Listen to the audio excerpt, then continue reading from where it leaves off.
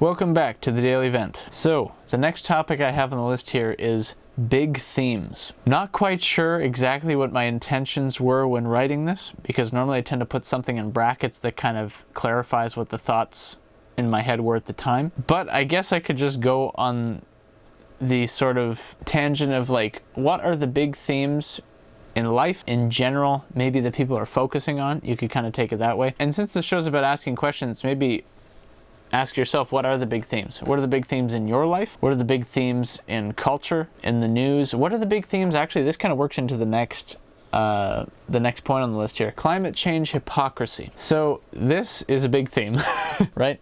It's kind of interesting. There's this great meme that I saw a while ago where it was Indiana Jones and it was Biden swapping COVID for climate change. Kind of what happened, if you're being reasonable about it, because it was all about COVID in the news, and then some other stuff happened that I'll maybe talk about later. We'll see how brave I'm feeling. And then like a lot of the climate stuff, this is not a new theme. It's been a theme that's been on and off for, I mean, you could probably say at least the last 20 or so years, if not longer. I mean, I watched the Jacques Cousteau documentary on Disney Plus, and I mean, at least how the documentary presents it, it seems as if he was passionate about trying to, affect positive change since like maybe the 70s, although I could be wrong on the exact decade. And that documentary is actually a whole other kind of topic unto itself, where I kind of wonder, because like I'm realizing more as I get older that like everything's usually got an angle, and so it's like, was this the full and honest take on Jacques Cousteau's life, or was this just what Disney wants you to believe about his life and in terms of what his main goals were? And those can be two different answers, or like that could, like, I don't really know what the answer is to that, because like I didn't know the guy and I haven't read a lot about him, although I know my grandpa liked him. He did a lot of really nice TV show specials, and so that was cool. I wouldn't mind watching more of them, but I'm getting off track here, so I'll get back on to the climate change hypocrisy. So I think the main thing that was probably going on around the time that I wrote this, or maybe it happened after or before, is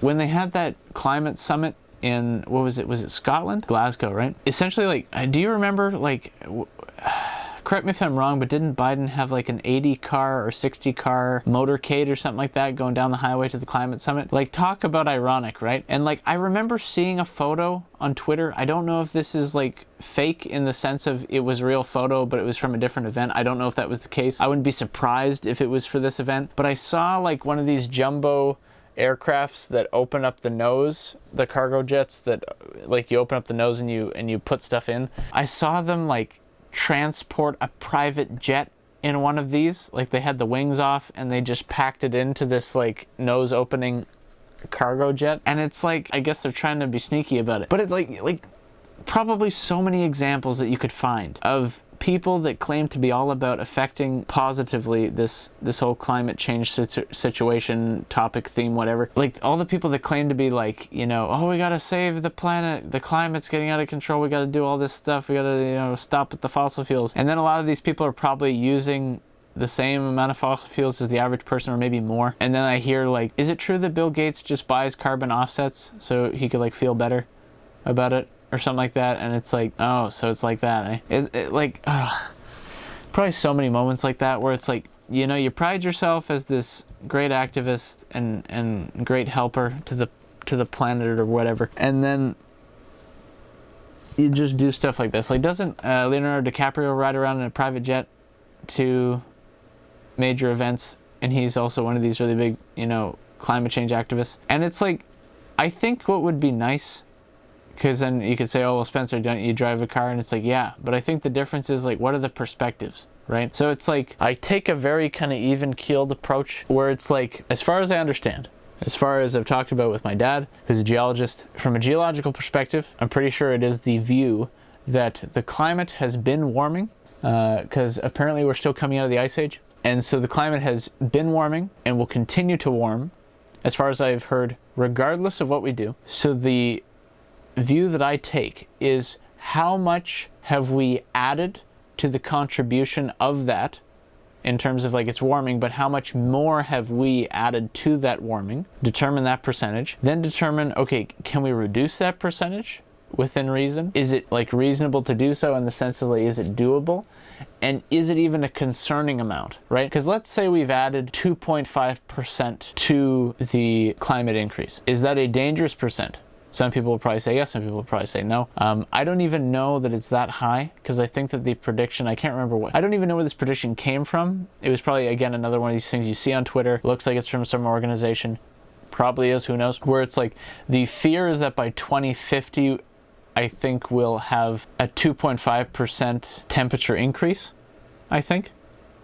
I don't think this is a year-over-year percent. I think it's like that the climate average now compared to 2050 will have increased by a factor of 2.5%, which is not a lot in terms of like when you just look at what the number is per se, as far as I understand. But I think the idea is that the perspective of the activist is that the planet's very delicate, which I say, you know, fair enough. In some ways it probably is very delicate like that in terms of the balance of the ecosystems and etc. The main question is, can the planet adapt to that? And people will probably come up with an answer, but at the end of the day, nobody really knows until it happens. And like, again, the reasonable answer is, can we mitigate that and by how much? Because I feel like when it comes to a lot of the Greta Thunberg types out there, you literally need to ask these people, how many people do you want to kill? Because if you do what I hear is proposed of just stopping, like, I don't know how many people actually propose this, because hopefully most people are like trying to make some solid arguments, but then again, who knows, because they're all gone wild nowadays. Are you like, I think Greta said this. I could be wrong. I don't have the facts in front of me on this, but if she has said we need to stop all fossil fuel either use or production now, right? If that is what Greta has said, what are you going to do about places like Haiti, which as far as I understand, run on diesel, right? You go there, smells like diesel and probably burning trash. Are you going to just like say, okay, yeah, you can't do this anymore, just use electric? It's like, my dad's talked about how I think some places in Africa still cook their food on charcoal, and I believe he told me that charcoal is one of the dirtiest of the fuels, and you're gonna tell these people to stop. These people that, like, if they stop, they might not be able to eat most of or they'll have to eat that much less than they're already eating, because like you can't cook your food now. Like, I don't know if these people understand the gravity of the things they propose. They probably don't, because if they did, you hope that they wouldn't propose them. And it's like, why can't we be reasonable? Why can't we be reasonable about this? And it's the idea of like, why does it always have to be these like bombastic statements? Like, you can't just say, you know what, let's all try to like not drive our cars as much, or let's just try to recycle more or reuse things, you know. And it's like, there was this one LinkedIn post I read a while ago that was talking about like, it was this dynamic between a lady at the grocery store and the cashier, and the cashier was this young person, and the person that was, you know, buying stuff was like an older person, like in their 60s, like retirement age, something like that. And they were having a conversation about like, yeah, like it was something like they were giving out reusable bags at the grocery store. Maybe the topic was that they weren't giving out plastic bags, and the topic was like, why aren't you giving out bags, or something like that. Like, don't quote me exactly on this. If you're able to find the story, probably worth a quick read. It's not a super long post, but it's essentially like the idea that like, oh, we have to either do this thing or stop doing this thing. The thing being either like giving out reusable bags or stop giving out plastic bags or something like that, because it's your generation's fault. That's why we have to do the green stuff now, because your generation messed it up. Like, this young person is talking to the older person saying, your generation messed this up, it's your fault, that's why we have to do this stuff now, because, you know, you guys put us in a bad spot, like with the climate stuff and the environment, etc. And then this older person gives a great response, which is fantastic, and it's very true. And it's the idea of, back in our day, like, essentially the person says, back in my day we didn't have the green thing, is how they said it, right? The green thing being this sort of climate change, ultra sort of like, we have to, you know, do all of these things to save the planet sort of stuff. That's the green thing, right? A lot of the activists propose stuff and etc., right? And even to some of the more reasonable things like the recycling of plastic materials or etc., right? Like that, like all the stuff that is culminated in the green thing, whatever you want to like define that as. She basically said, back in my day we didn't have the green thing. We just simply, you know, like the milkman brought by glass bottles that when we were done we then left them for him to take away. You know, we didn't drive the big SUV. a few blocks to go to the grocery store. We used paper bags at the grocery store to bring our stuff in that we then reused or used for something else, something like that, or maybe they used it to bring their lunch to school. Like, she was just listing off all of these really solid ways of life that were probably very common when she was a kid, and this is a person that would be around 60 or more, like, you know, retirement age. So like, you're looking, you know, okay, 60 years back, 50 years back, what was life like then? What were the habits? And it's probably fair to say that less things were, maybe not less things were single use or disposable, but that probably it's fair to say that the standard viewpoint was more like reusing savvy, like more, okay, let's reuse this thing, let's put another use to this thing, let's recycle this thing, but not necessarily in the sense of a recycling plant, but in the sense of let's recycle this in our lives by using it for something else, reusing. But and just like all of these really practical things, you could probably think of, you know, maybe ask yourself, you know, what are some examples of some of these practical ways that you can, you know, live a more sustainable life? Although I kind of cringe on the inside, or like do that, saying that, because so many of these terms have been like co-opted by, like, I guess you could chalk it up to, you know, leftism or, you know, climate activism, etc. Like, so many of these terms have become so co-opted and overused that it's like, it feels kind of like, ugh, using the terms because they've been so, yeah, anyway. So it's like you've heard these words maybe all before, but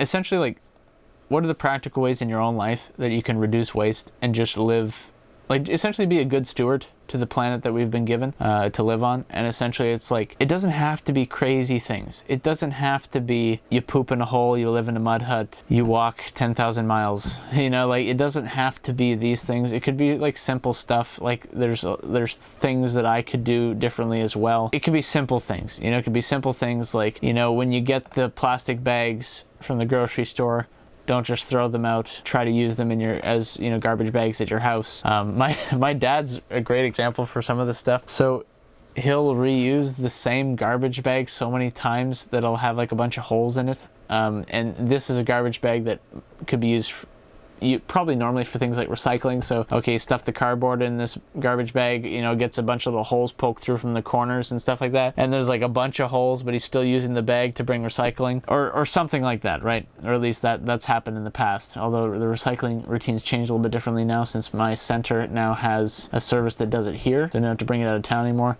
I digress. There are probably very simple things you could do in your life to make a positive difference. And it doesn't have to be, we must stop using all fossil fuels now. You know, like, let's be reasonable. I think that's one of the main takeaways, is let's be reasonable. Until next time, this has been The Daily Vent.